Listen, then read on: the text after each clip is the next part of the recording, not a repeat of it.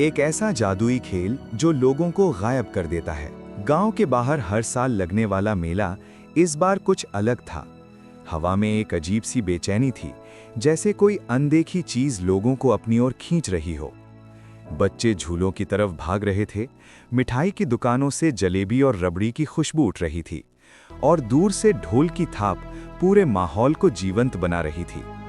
लेकिन इस बार मेले की सबसे बड़ी चर्चा किसी झूले, खिलौने या मिठाई की नहीं, बल्कि एक रहस्यमयी जादूगर की थी।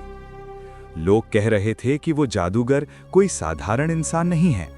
उसके खेल में जो जाता है वो वापस नहीं आता। अर्जुन, जो गांव का एक जिज्ञासु और निडर लड़का था, अपने दोस्तों के साथ मेले में पहुंचा। उसकी आंखों में चमक थी, उसे हर नई चीज देखने का शौक था। चलो पहले झूला झूलते हैं, उसके दोस्त रोहन ने कहा। लेकिन अर्जुन का ध्यान कहीं और था। उसकी नजर मेले के सबसे कोने में लगे एक काले तंबू पर थी। तंबू के ऊपर एक लाल झंडा लहरा रहा था और उस पर सुनहरे अक्षरों में लिखा था, महाजादूगर वीरेंद्र का अद्भुत खेल, जो देखे वो दंग रह जाए। तंबू के बाहर कुछ लोग खड़े थे, लेकिन उनके चेहरे पर उत्साह नहीं, डर था। सुना है, जो अंदर जाता है वो बाहर नहीं आता, एक बूढ़ा आदमी धीरे से बोला।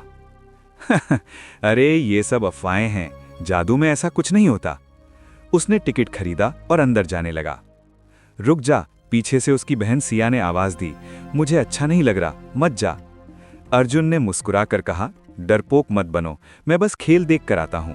और वो तंबू के अंदर चला गया। तंबू के अंदर घुसते ही अर्जुन चौंक गया। बाहर से छोटा दिखने वाला तंबू अंदर से बहुत विशाल था। दीवारों पर अजीब सी चमकती हुई आकृतियां बनी थीं, जैसे वे जीवित हों।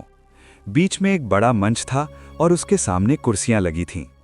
धीरे धीरे लोग आकर बैठने लगे। अचानक सारे दिए बुझ गए।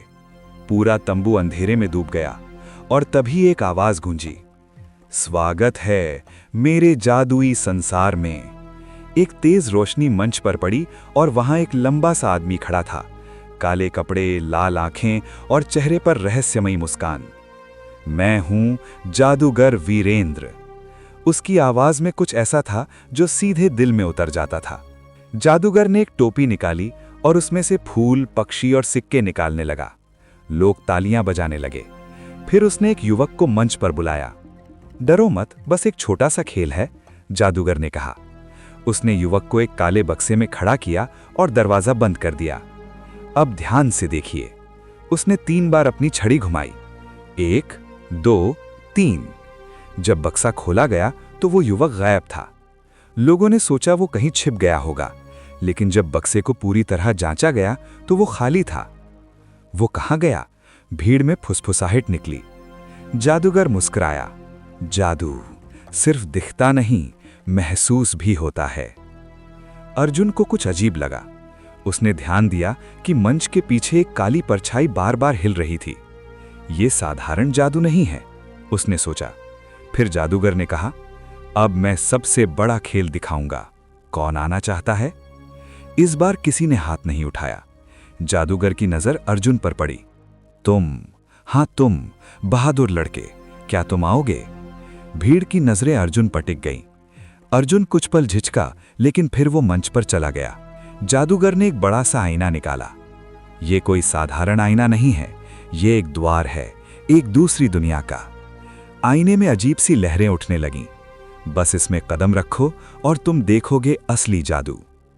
अर्जुन ने जैसे ही आईने को छुआ, उसे लगा जैसे उसका शरीर अंदर खिंच रहा है, और अगले ही पल वो गायब हो गया।